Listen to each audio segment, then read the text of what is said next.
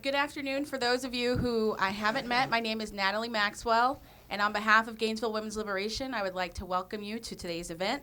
Judith Brown, freedom fighter, Gainesville civil rights and women's liberation pioneer. And we would like to start today's events off with a song by Vivian Fowler. Vivian is a longtime civil rights activist and a past member of Gainesville Women for Equal Rights. She's going to be singing "We Who Believe in Freedom Cannot Rest." Oh, I love it. I hope you sing it too. I love it.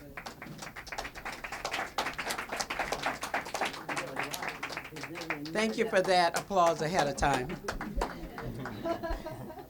I'm also going to encourage you to sing with me if you know this song. I don't do solos. I'm a part of a trio, but I just couldn't give up this opportunity today. And we all have, if we're in this room, a desire for freedom. So I hope that you'll feel comfortable enough to do that. We who believe in freedom cannot rest. We who believe in freedom cannot rest until it comes. We who believe in freedom cannot rest.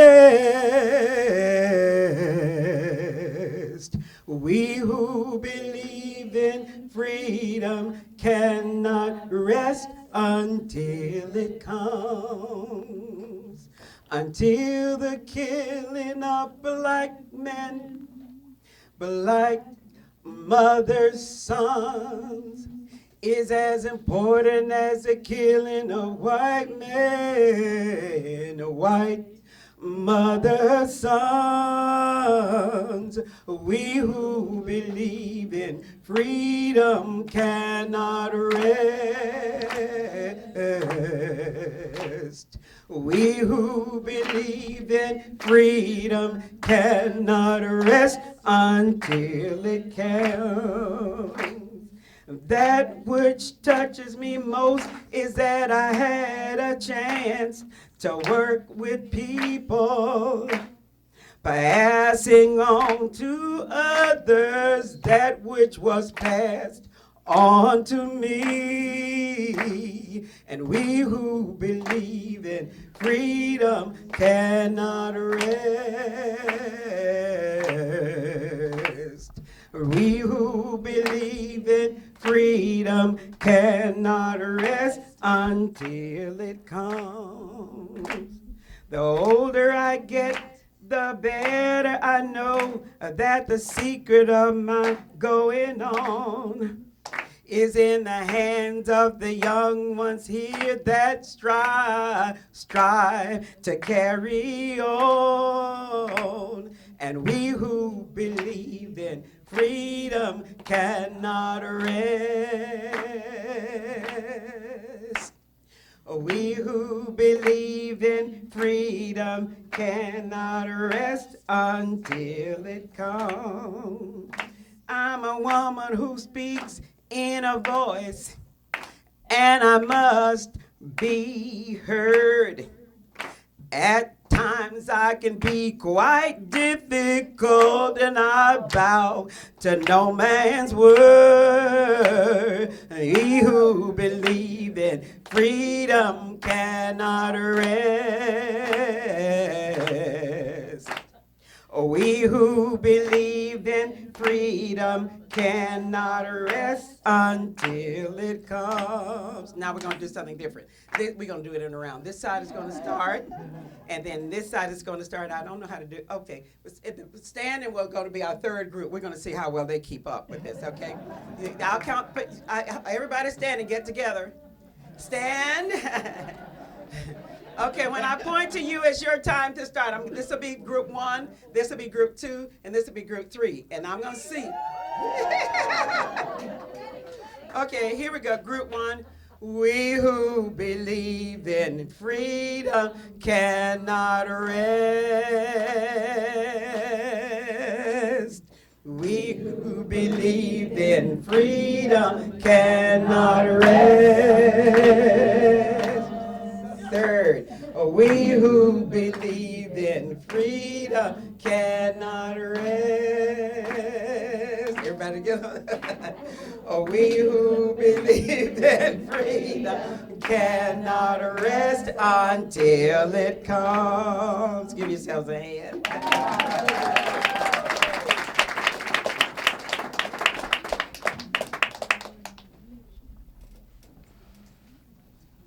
Thank you again, Vivian, for getting us started this afternoon. I would like to take this opportunity to thank our sponsors, fellow movement groups, local businesses, and National Women's Liberation members who donated food, money, and raffle prizes in support of this event. They're all listed on the back page of your program if you'll take a look at that. I would also like to thank the Pride Community Center for providing this space. The Pride Community Center provided this space at low cost, and this center is supported by the memberships of people in the community. So if you're not a member of the Pride Community Center, please pick up a brochure. They're by the front door. Also, just logistically, I want to let people know, since the program started, if you need to get up and get some more food or drink, please feel free. To get to the restrooms, if you will go to the far left, like your right, walk up the hallway, and the restrooms will be on your left. And finally, I'd like to thank the Samuel Proctor Oral History Program at the University of Florida for co-sponsoring today's event, as well as for providing a recording of this event and collecting testimonies of people who knew Judith. I'd like to ask the people who actually knew Judith to please stand.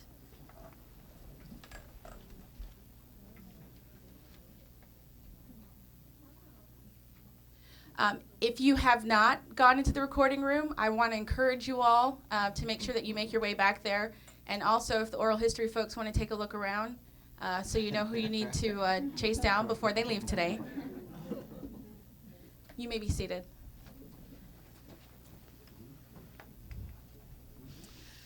I never met Judith, but I've been inspired by her life, her work, both her work in the civil rights movement and the women's liberation movement, as well as her work as a people's lawyer. Judith Benninger Brown was born in Tulsa, Oklahoma, and graduated from Gainesville High School in 1959 as a National Merit Scholar. Her understanding of the fight for democracy in this country was developed in the Southern Civil Rights Movement as a worker for CORE, the Congress of Racial Equality, under the leadership of Patricia Stevens Dew in North Florida in 1963. She brought the experience she gained and the skills she learned from working in the civil rights struggle to what was then called the Woman Question in 1968, when she co-authored with Beverly Jones the groundbreaking paper Towards a Female Liberation Movement. We have copies of the paper if people want to see it back on the table, if you want to take a look at it after the event, after the formal program is over. The paper called for an independent movement of women to fight for our freedom. Also in 1968, along with Carol Giardina, Judith founded Gainesville Women's Liberation, the first women's liberation group in the South. She also helped to establish the first funded women's liberation organizing project in the South, in the nation, Freedom for Women. It was here in Gainesville as a project of the Southern Conference Education Fund. She was a board member emeritus of Red Stockings of the Women's Liberation Movement, one of the founding women's liberation groups of the 60s. Red Stockings is still active and organizing today. And for more information on Red Stockings and the Archives Distribution Project, you can visit the table at the back of the room. Judith graduated from the UF Law School in 1974 and practiced here in Gainesville. She is an example for me and so many other young lawyers about what it means to be a movement lawyer, a lawyer who serves the people and not the interests of those who hold the power over us. She's an example of a true movement lawyer, one who not just defended the movement, but was in the movement. She called meetings, demonstrations, developed positions and strategies, and recruited people to the movement. As a movement lawyer, Judith defended apartheid demonstrators, lawyers and mothers prosecuted for attempting to hide and defend sexually abused children, abortion rights activists who were disciplined by UF following a protest. Less exciting than all of this, out on the front lines legal work was the important regular legal work she did for people in the movement: wills, house closings, and divorces. Judith died in June of 1991 after a 3-year battle against breast cancer and pain. This year marks the 20th anniversary of her death, and we are here today not just to remember, and for some of you to learn about Judith's life and work, but also to think about how we can continue the work that was Judith's life. It is in this spirit that we have invited Carol Giardina to speak to us today. Carol is a pioneer of the 1960s women's liberation movement. She began making referrals for then illegal abortions from her college dormitory, Reed Hall, in 1963. By 1968, she had been fired from her job for participating in the Miss America pageant protests. That same year, she co-founded Gainesville Women's Liberation with Judith Brown. She, along with Judith, was one of a core of movement founders from Gainesville Women's Liberation, New York Radical Women, and then Red Stockings, that helped to develop and spread the radical feminist theories of consciousness raising, the pro-woman line, and the personal is political. Today, Carol is a lead organizer for Red Stockings and National Women's Liberation, where she continues to work for feminist revolution in the uncompromising, go for what we really want spirit of the 60s. She teaches U.S. history and women's studies at Queens College in New York City. Her recently released book, Freedom for Women, Forging the Women's Liberation Movement, uncovers the hidden history, including the founding leadership of Black women, of the formative women's liberation ideas and organizing that sparked so many changes for women. And the book is also available for sale at the back table if you'd like to pick up a copy today. And with that, I'd like to welcome Carol.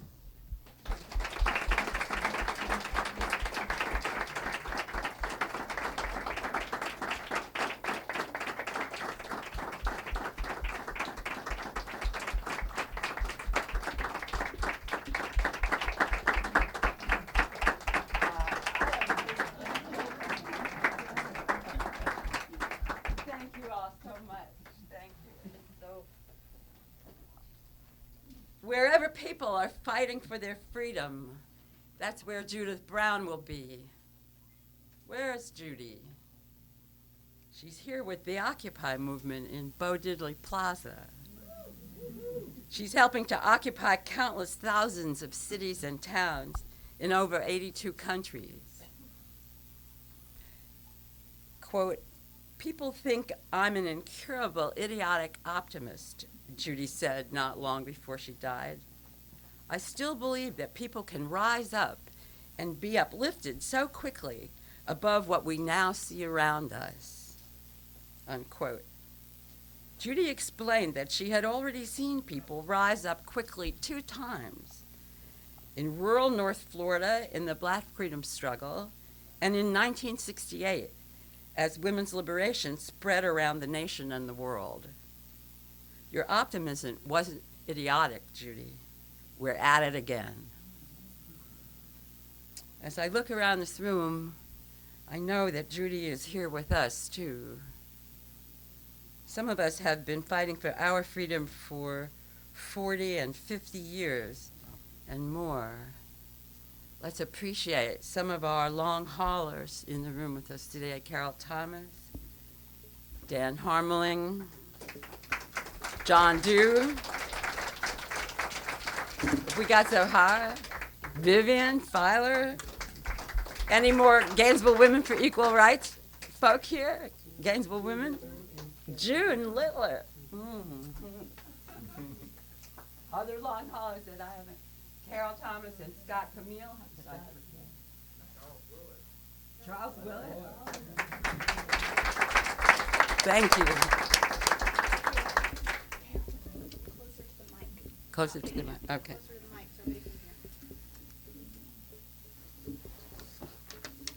These long haulers are here together with bright, shiny new beginner freedom fighters.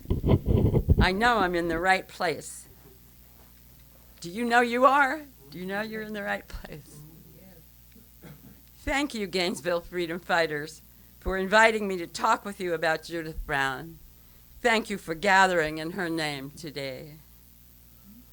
I'm Carol Giardina. I came to Gainesville in 1963 to go to UF when I was a 16-year-old aspiring beatnik. I was raised in New York, But my parents sent me south because they were afraid I was becoming a beatnik and a protester. Nothing could prevent that, though. In 1967, Judy recruited me into the movement, allowing me to understand the political causes of the pain that marks our lives as women, and giving me a life of usefulness and purpose. Judith Brown, live like her. What would that be like? Judith's life and legacy, what lessons did they offer to strengthen our movement today? The more I thought about Judy's soul-inspiring movement work, the more impossibly contradictory it seemed to say, in the same breath, live like her. Yet that is what I'm going to do. I'll begin on a hot June night in 1963. Judith, Gainesville High School graduate, had stayed in Gainesville for college. She'd just graduated from UF and was about to enter the master's program in English on a Ford Foundation fellowship. She was 22 years old. Judy had walked downtown to have dinner with friends. When they came out of the restaurant, they found themselves in the middle of an angry white mob. I should add that Gainesville was then a totally segregated city. Florida was no less racist than the rest of the South. Florida's Supreme Court had voted not to abide by the U.S. Supreme Court's Brown versus the Board of Education ruling, and 8 of Florida's 10 congressmen had signed the infamous Southern Manifesto, pledging massive resistance to school integration. Florida was as bad or worse when it came to women's rights. The state had not supported the 19th Amendment for women's right to vote and failed to ratify it until 1969. Even now, Florida is one of the infamous 3 states blocking the passage of the Equal Rights Amendment. So it was in political conditions of racial apartheid when Judy walked out of the restaurant to find herself in the middle of a white mob. She looked across the street in the direction in which the mob was throwing things and saw 2 well-dressed young black men in line trying to purchase tickets at the segregated Florida movie theater. She guessed immediately that the young men sought to integrate the theater. Quote, I felt I had to choose to stand in support of them or stand with the hecklers, she said. So I walked across the street. Now Judith, too, was in the line of fire. I got hit, she said. There were no police. Okay, right away you may be thinking, live like Judith? Go up against an angry mob? But as we'll see, this was no sacrifice. It was probably the best thing she'd done in life so far. Why had she done it? Because she was so noble, so fearless? No, here's what she said about the young men trying to integrate the theater. Quote, they had a light in their eyes, a look of deep sincerity and intelligence, the bravest, unlike any other people I knew. In the days that followed, Judith searched until she found the young men again at a mass meeting led by the NAACP Youth Council. Judith joined the NAACP right there. This was how Judith came into the movement. She saw the 2 men standing in line and didn't just think, oh, they're brave, they're right. She didn't just interpret what they were doing in the world. Instead, to paraphrase Karl Marx, she joined them in trying to change it. What lesson to take away here? We're looking at this Occupy movement going on around the world. If you see a light of deep sincerity and intelligence in what these young people are doing, live like Judith. Cross the street. Go to Bo Diddley Plaza. Shortly after Judith crossed the street, she helped to organize the Student Group for Equal Rights, the first civil rights group at UF. They picketed and succeeded in integrating the then College Inn a segregated restaurant across from campus some of you may remember as the Purple Porpoise. That fall of 1963, Judith met Patricia Stevens Dew, a young African-American woman of 23, only a year older than Judy, and the founder and leader of the Tallahassee chapter of the Congress of Racial Equality, CORE.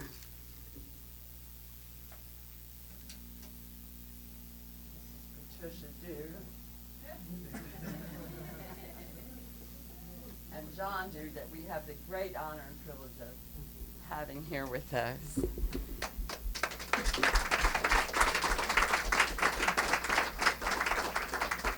John, you want to come forward? Pat is very ill right now, but we can ask John to.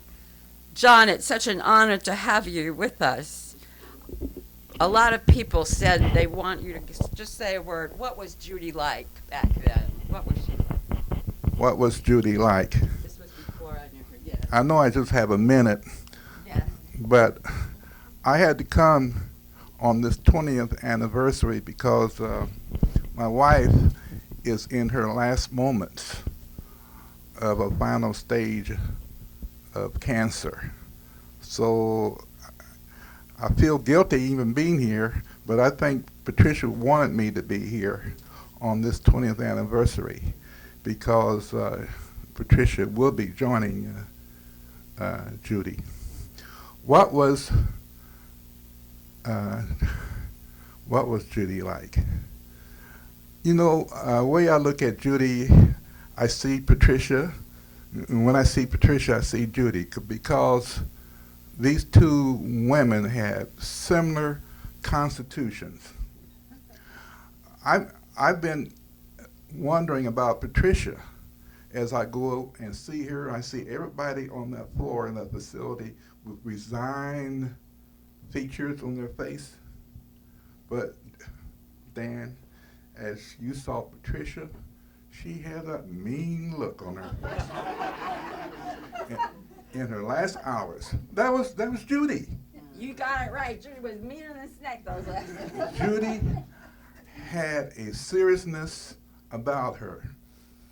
And before I came here, I looked in the book written by Patricia and Tonari, my daughter, and Patricia explained it this way. Her father had written her a long letter about why was she sacrificing her future for sit-ins. Do you really believe the colored folks are going to be with you after the cock crows 3 times? But Patricia said, I am not contented with the conditions here in the South. And that's what Judy. I'm not going to live with these kind of conditions. So when Judy came up to North Florida, she didn't come as a missionary to help black folks. She came to help herself. And that is the significance of what the movement was about. It was not a missionary movement. This was a movement of people who did not stand and could not be content with the way things were. But they had to be part of the process of changing those conditions. That's the way Judy was when she came to Tallahassee and joined my wife as her assistant. Thank you. Thank you.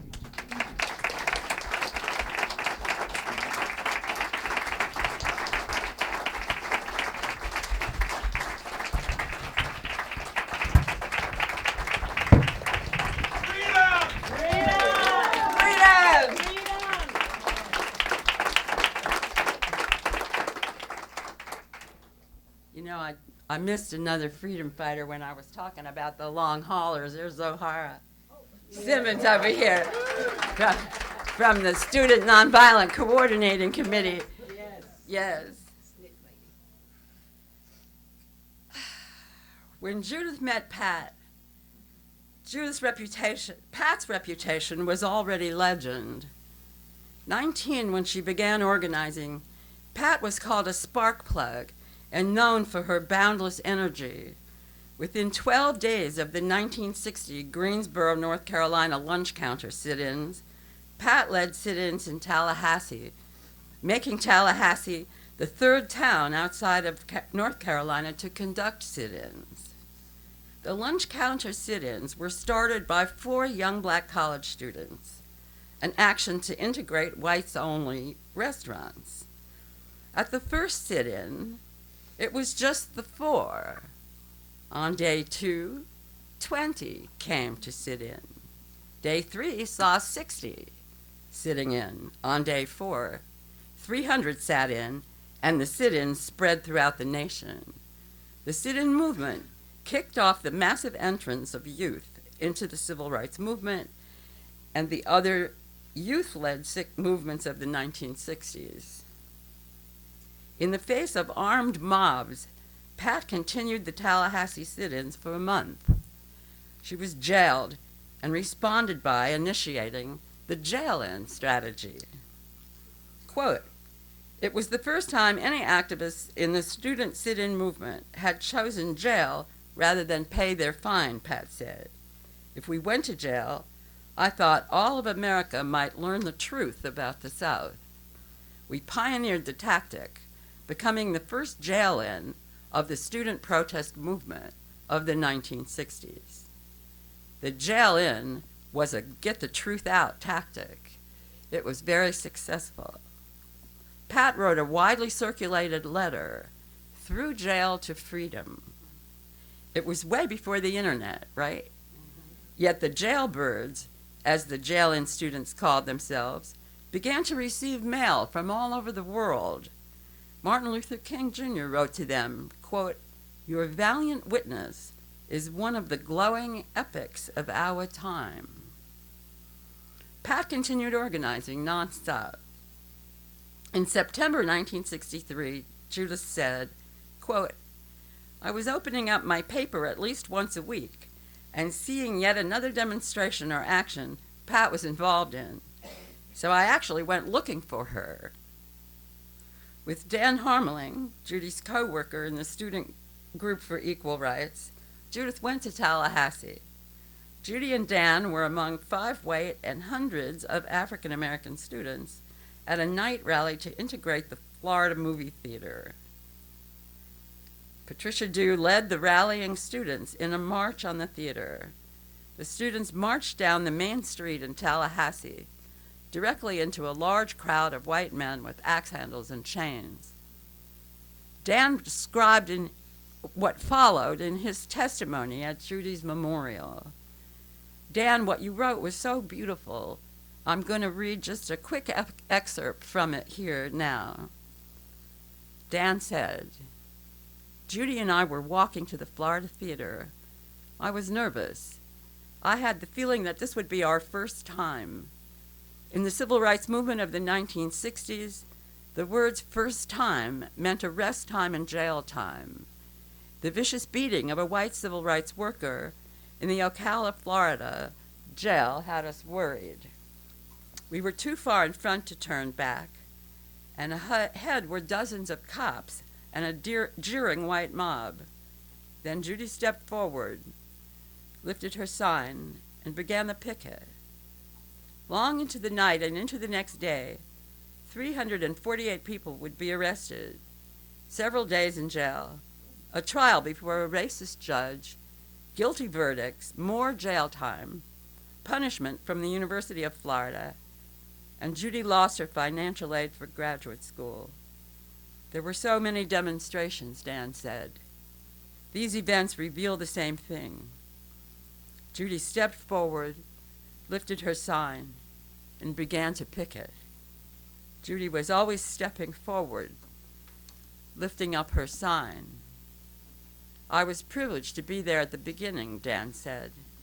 "I saw this beautiful woman lift up her sign, and she will always have all of us lift all the signs on all the picket lines today and tomorrow and always." Thank you, Dan.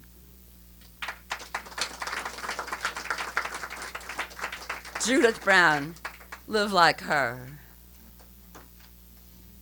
Wait, walk into a mob again? Well, we can join a picket, can't we? And we can hold our ground, too. We Gainesville feminists defended our abortion clinic in the 80s. Our very own dear Dr. George Buchanan came to work in a bulletproof vest. More than one Florida doctor was murdered. Why, I remember some of the scariest people I ever saw forming a circle around me and screaming that I was the Antichrist. And those people were nothing if they weren't armed and dangerous. They repeatedly called in bomb threats on the clinic. They firebombed Ocala's abortion clinic and burned it to the ground. It reopened, too. Our Vets for Peace, led by Scott then, came and slept at night in the clinic and slept in the parking lot and guarded the perimeter, as Scott used to say.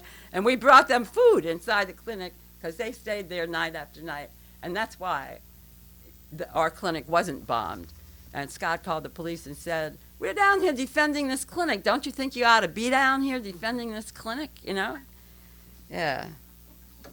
All through history, people have stood their ground against mobs. Why, Alice Paul and the National Women's Party, taking the home stretch on women's century-long struggle for the vote, stood their ground when mobs attacked their pickets at the White House. They chose jail, no bail, even though they were being force-fed and beaten in jail. We won that one, too. Women got the right to vote, too. Okay, Dan was right. The Tallahassee demonstration was Judy and Dan's first arrest in jail time, and Judy had not gone there planning to be arrested either. Judy said, quote, "When I saw Pat getting dragged and kicked to a police car, I instantly changed my mind about not being arrested and spent my first full day in jail on Birmingham Sunday. When we heard about the bombing that day, I was filled with gratitude to be in jail. I changed overnight. I don't know if I would have followed a man to jail." Birmingham Sunday was the day that 4 black children, Denise McNair, Cynthia Wellesley, Carol Robertson, and Addie Mae Collins, were murdered in Sunday school when the 16th Street Baptist Church in Birmingham was dynamited. Judy, as a white person, was understandably grateful to be in jail on Birmingham Sunday. Although threatened and frightened there, at her sentencing, Judith chose jail no bail and stayed in jail for another week. The University of Florida took away Judith's Ford Foundation scholarship and expelled Judy and Dan from school. Pressure from students and faculty forced the UF to reduce her punishment to permanent disciplinary probation. Permanent. Her whole rest of her life, man. Permanent. She's still on probation. But Judith she'd already decided that she wanted to work with Pat on the new Big Bend voter registration project Pat was starting. So she wasn't going to be coming back to school on any disciplinary probation anyway. Quote, "I was sort of pushing myself on Pat," Judy said, "following her around, trying to learn from her. I had never seen a woman lead like that. There was something for me about the fact that she was a woman, and she was also the best I had seen, male or female, in terms of really teaching as well as mobilizing." Judith moved to Tallahassee and soon became Pat's right hand on the project. What lessons did Judith learn from Pat? For one, Pat taught Judy to organize by speaking from her own experience. This put Judy in a position to organize Gainesville Women's Liberation as a consciousness-raising group a few years later. Consciousness raising is a way of organizing and developing theory that relies on women's experience and is rightly credited with the wildfire spread of women's liberation. Judy and I learned the organizing method actually called consciousness raising from Kathy Sarachild and Carol Hanisch, who, with the militant women's liberation group Red Stockings, did so much to spread this way of organizing. At first, though, consciousness raising was very opposed by most women's liberation founders. But Judy attributed her preparation to see the power of consciousness raising right away to Patricia Dew, to Patricia insisting that she speak from personal experience about why she was there at mass meetings in the voter registration project. I'll quote Judy on this. Quote, Pat and I went to a lot of churches together. She was always asked to speak, and she talked about our project. Pat told me that people were very curious about me, and I should talk about myself and why I was there. The first time she did this, I was shocked, because in the white civil rights movement in Gainesville, the leaders only harangued or gave statistics or guilt-tripped. It was very hard to get in the habit of thinking about why I was there, what in my own life brought me there. I soon realized I was there for no reasons of altruism. This exercise was entirely unfamiliar to me. The first few times, I could sense in myself some dishonesty, trying to force the personal testimony into speechifying or talking about them, which Pat was always quick to point out afterwards. I took to consciousness raising as legitimate because of what I had slowly learned in this manner. My first movement experiences were in militant civil rights groups led by black women, Judith said. I was used to seeing a woman lead, be outspoken, take risks, confront men on male supremacy, and confront white people on racism. Still quoting Judy. Pat taught a very high degree of militancy, Judy said, and I had seen her make it work. Pat transformed the scary stuff into winning and converting more and more people. This was my best model. Sometimes actions illustrate more than you can explain with thousands of words and actually lift up the level of thought in an instant. End quote. Lessons for us here. Understanding my own stake in the freedom struggle by daring to talk publicly about my experience. What else? High militancy, high expectations, critical for a movement which aims, as Red Stocking said of women's liberation, to go all the way. The Occupy movement is not settling for campaigning for hypocritical candidates or watered-down legislation. This occupation movement has high expectations. It is demanding rule by the 99%, not the 1% in the business class that has run this country and much of the rest of the world amok. I am the 99%, speaking from our own experience, right?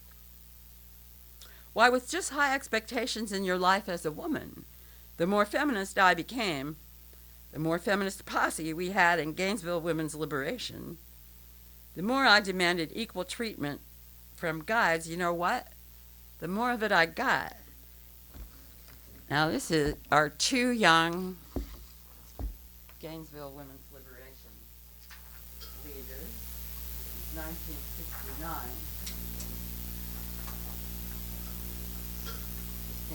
Time. High expectations. They're running for student government. See if I can read this to you.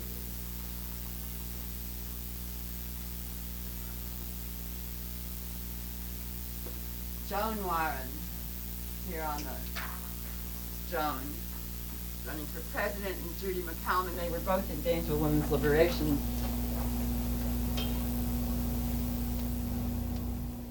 Joan said she's tired of being measured by her body rather than her brain. And she's running for student body president, 24 years old. She's the first woman candidate for the office in the history of the 106-year-old institution, which excluded co-eds until 1948. So here were some high expectations if we want to see them, right? Another lesson. Judy said she got used to seeing a woman be outspoken. Outspokenness Speaking up, as we call it, in Gainesville Women's Liberation. Speaking up is so important that we wrote it up as one of our principles that we teach to new recruits. When you speak up, you might start something that changes things in your classroom, in your workplace. You might start a movement that changes the world. That's what the people who are daring to speak out about their child sexual abuse by priests have done. The once powerful Vatican is shaken to the core. All right.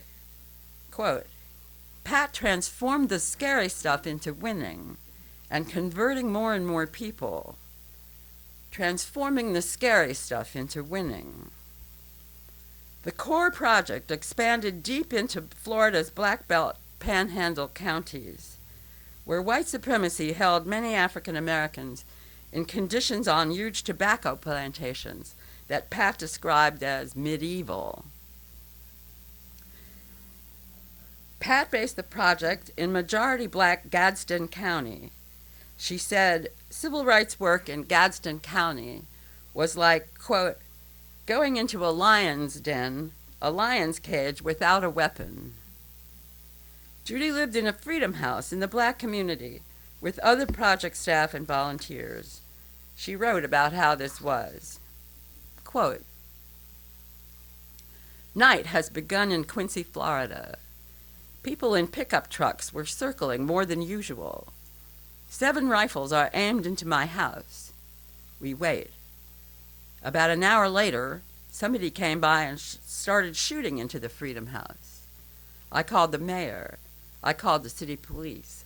I called the FBI. Nobody came. That night, we slept in the back of the house. We took all our mattresses and suitcases and piled them up as high as we could across the front of the house and then went to sleep on the floor. The next morning, we found bullet holes all across the front of the house. We also found 2 huge pots of collard greens, and the couple next door came out of their house, and the man stood there with a shotgun. You all may be nonviolent, but I'm not, he said. Still there.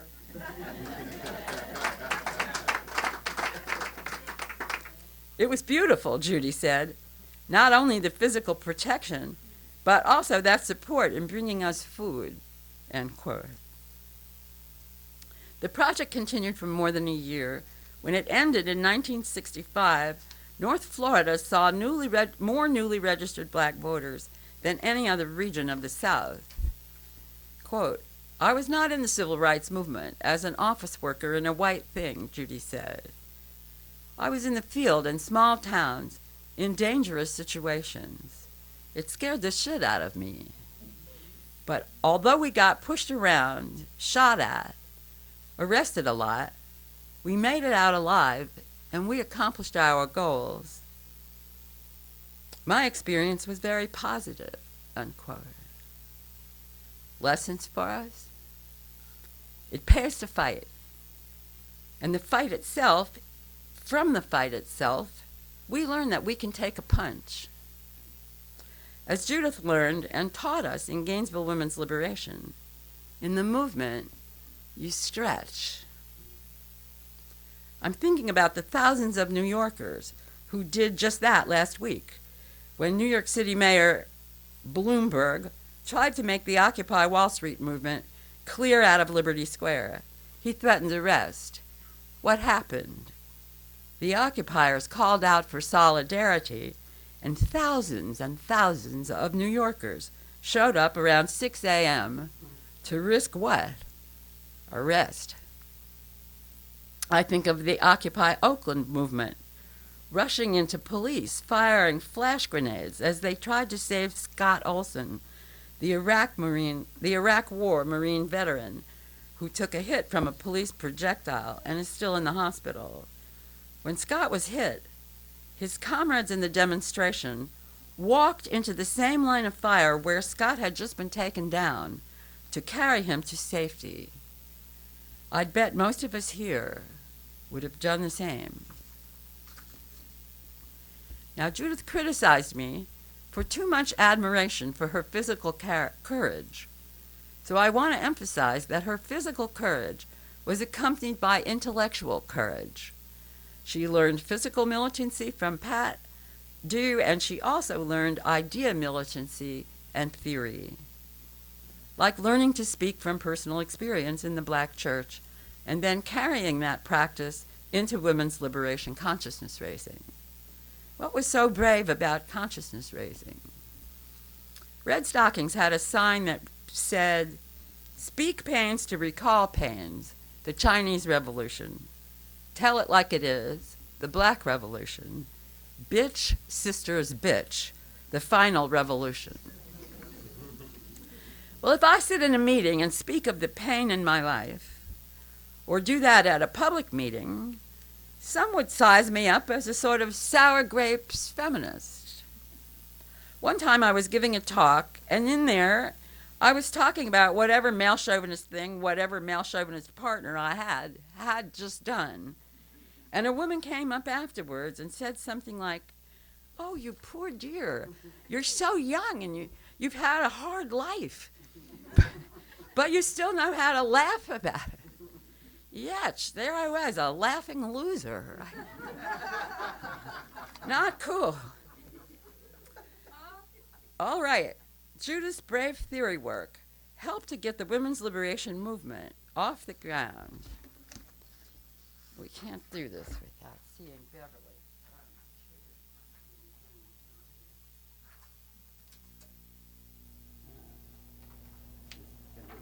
Female power, aim of feminist leaders. Here's, this is, what is the date down there? 68. 68, yeah. The Florida paper must have just come out. It's the St. Pete Times. There's Judy, and there Beverly Jones, also again founder of Gainesville Women Yes. for Equal Rights, and partner of Marshall Jones, about whom at least 9 important books need to be written by somebody today. Together with Beverly Jones, Judith wrote Towards a Female Liberation Movement, the pamphlet that came to be known as the Florida paper that is credited with starting the women's liberation movement. Credited with starting the women's liberation movement. Here's the Toward is back there. I recommend that you buy it and read it. This is the actual cover of Toward, and it's in its facsimile version for sale here. In the Florida paper, Judy and Bev called for a mass movement of women to fight for women's liberation. Then they used consciousness raising to organize one. Why did Judy and Bev even think that they could write a paper calling on women to rise up, and that this could influence women to rise up? When you think about it, it's a very audacious, I'm going to write a paper calling on women to rise up, and I believe if I hand it out, women will rise up. Judy thought this. And they did. Her high expectations came from ideas she learned in the civil rights movement, ideas we later developed into a theory we came to call the pro-woman line. What's the pro-woman line? It's one of the reasons that made Judith into the optimist, really a scientist of reality, who knew that people would rise up, and gave her the audacity to write the Florida paper. Quote, "I compared the subservient behavior of black people with that of women," she said. Now remember, Judy had grown up in the South before the civil rights movement, and she had seen black people dissemble around whites without knowing what to make of it. In the movement, she said, seeing black people from the inside, strong, open, debating me, telling me I was wrong, teaching me, it was easy to think that women, too, were really this way. Judy began to think about how much she hated wearing makeup and pretending to be dumb around men.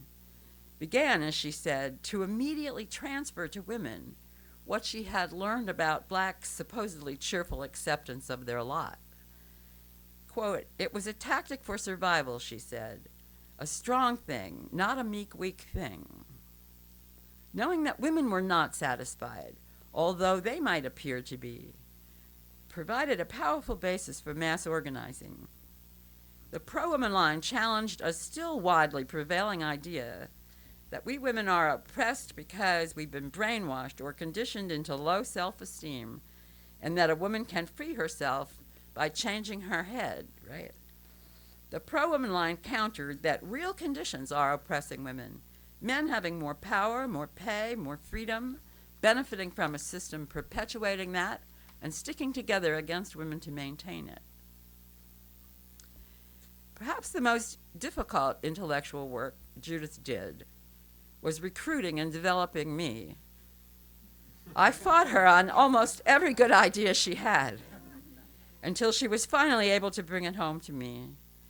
Thank you, Judith, for putting in that work on me. All right, more lessons from the Florida paper. The Florida paper swept the newly forming women's liberation movement up on its feet. That December 1968, the paper was published in Europe. Beverly Jones and Judith Brown, 25 cents. Right there on Red Stocking's FBI file. Yeah,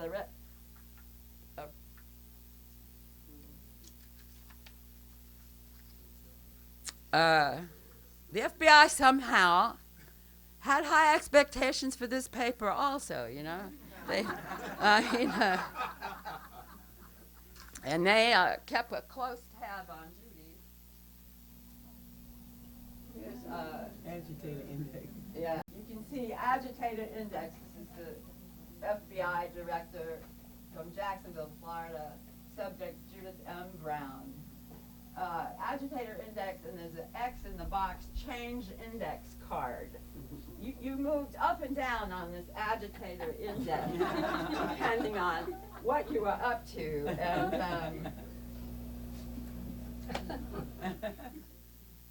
1971, the Australian feminist printed the Florida paper's 9-point program in her best-selling book, The Female Eunuch.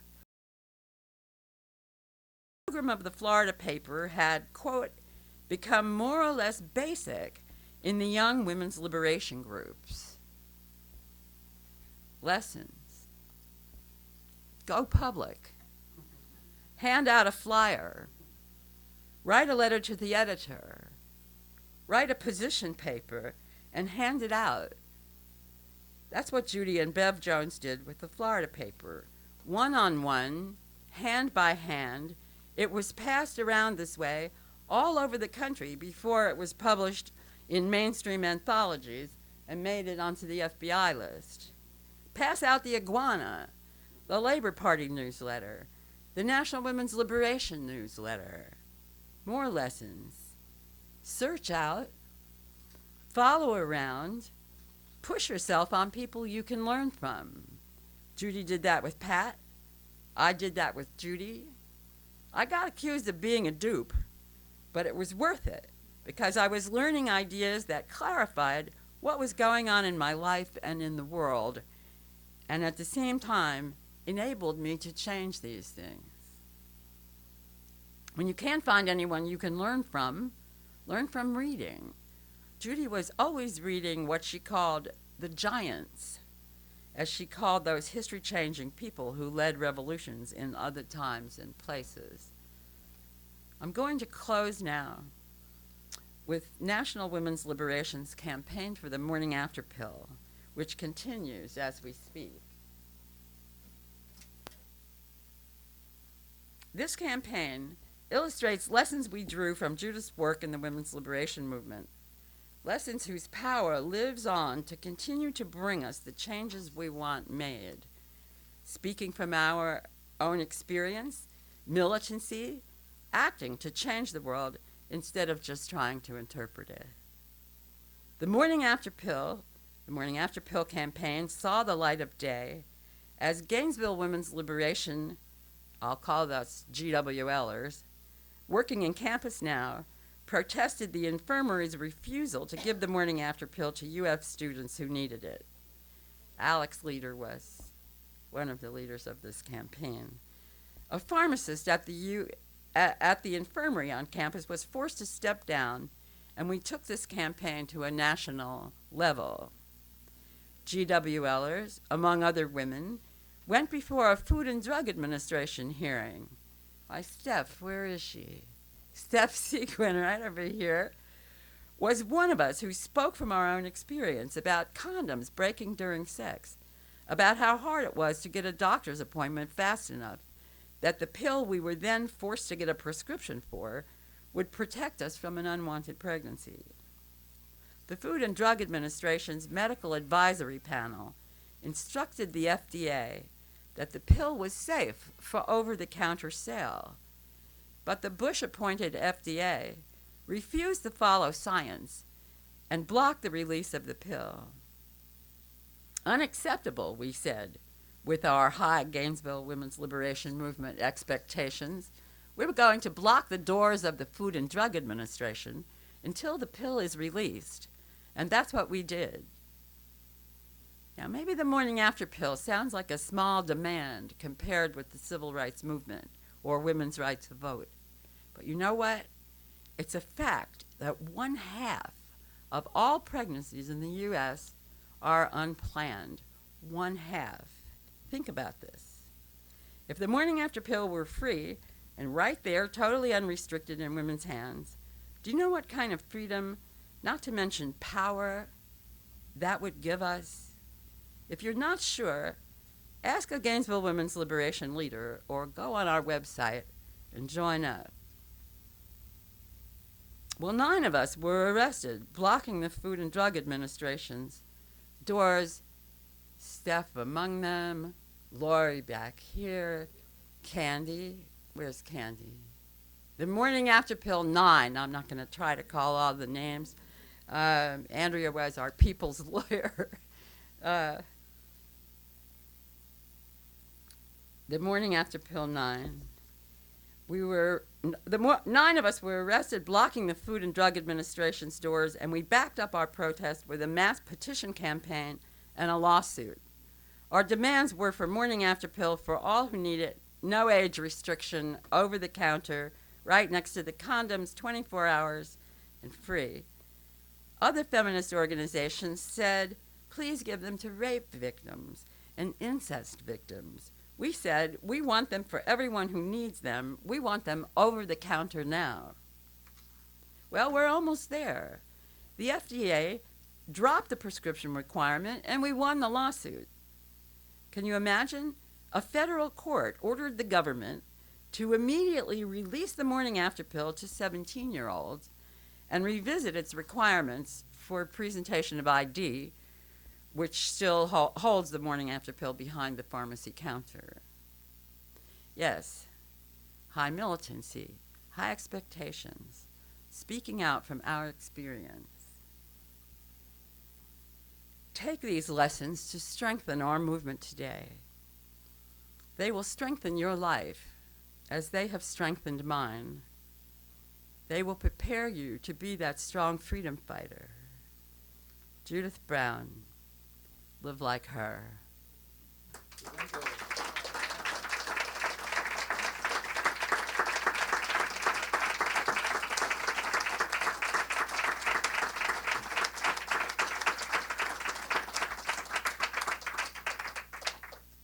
There's a National Labor Solidarity Rally and March, the Occupy at 3:30 today, and it starts from Bo Diddley Plaza.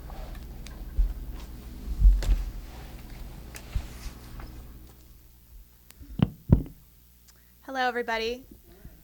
I'm Candy Churchill, and I've been asked to give the fundraising pitch today. Thank you for those of you who paid for lunch, 15 a head or 20, and that really helps. We want to continue to sustain the work that is unfinished, that is left undone, that Judith started with Pat Dew and Carol Giardina and many others around the world. And I don't know about you, but I want to get serious, really serious about this work. I look around the room, and we're not going to have everyone here, forever. And I'm going to give everything that I can in my life. I put in a lot of time. I give as much money as I can. And there's people waking up around the world and the country, many who've been doing this a long time around the country. I think the U.S. is waking up, but and they're serious. What do I mean by serious?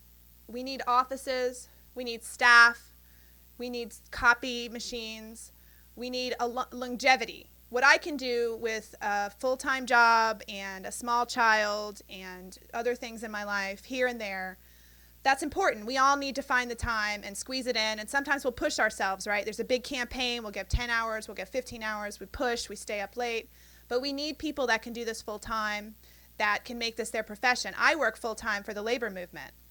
I don't know anybody that works full-time for the feminist movement, not for our movement, and then now I think they have a pretty small office. We've got to get serious, because if we're not going forward, we're going backwards. And you've seen what kind of things people in the 1% want to have us live under. We've seen it in Mississippi, and it's coming to Florida. They want us to be forced to have children against our will, obviously. They're coming after birth control. They're coming after abortion. But we want to move forward. We want to have paid leave for everyone. When I had a child, I used up all my sick leave. I work for a union.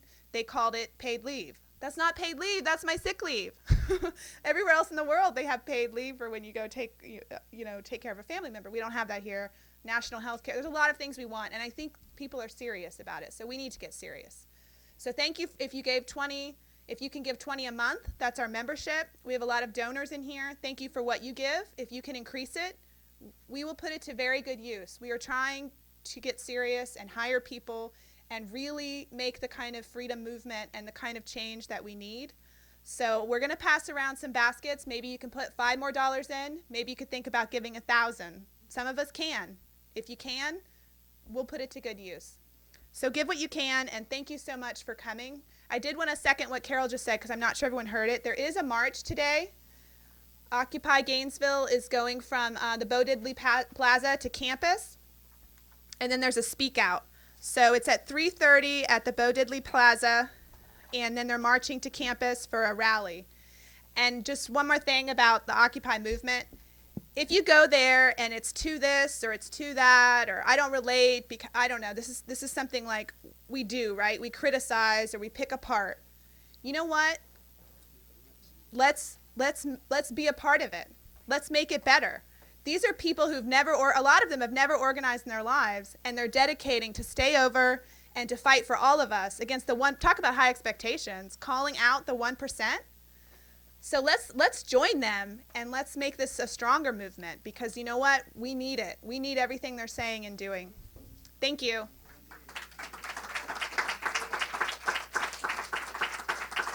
I just want to make an announcement. The Rosa Parks Quiet Courage Committee will be celebrating civil rights workers and freedom riders on the 20th of this month. That's on Sunday at 4 p.m. at Spring Hill Baptist Church. There are several people in here who have already awarded the Rosa Parks Quiet Courage Award, and we're so happy about that. But on this day, we're asking all civil rights workers who self-define who you were to be there, because what we want to do is bring in children who will get some firsthand history by just seeing and touching and talking. So we've invited schools. We will have a freedom bus outside with a big sign. We want the children to actually talk and see and touch history makers. So if you are a self-identified freedom worker, writer, civil rights worker, whatever you call yourself, please Spring Hill Baptist Church, that's on Waldo Road, at 4 p.m. on Sunday, November the 20th. Thank you.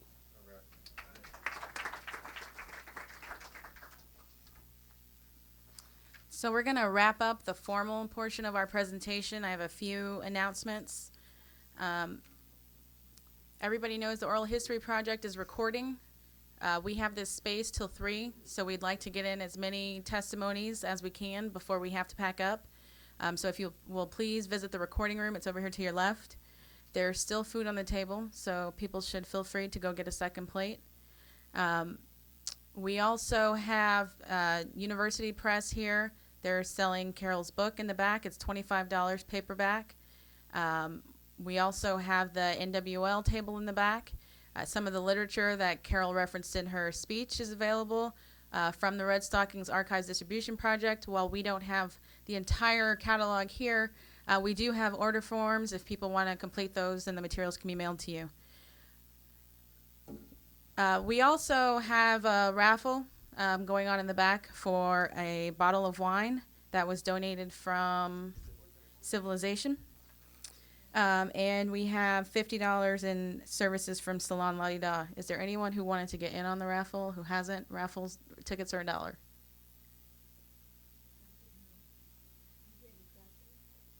I'll get your dollars, Zahara, and put one in for you. So I'm going to go ahead and do the drawing. Actually, we'll have Carol. Yeah. So the first prize is for the bottle of wine.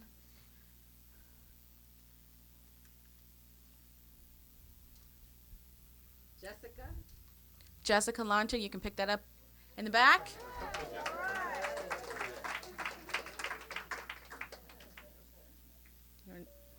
What's this one for? This is for the Salon La Di Da gift certificate. Salon La Di Da. Linda Maxwell? Linda? That's my mom. Thank you everyone again. If you need more information, like I said, we have plenty of tables. Please feel free to come talk to those of us in NWL t-shirts about membership. And please feel free to talk among yourselves.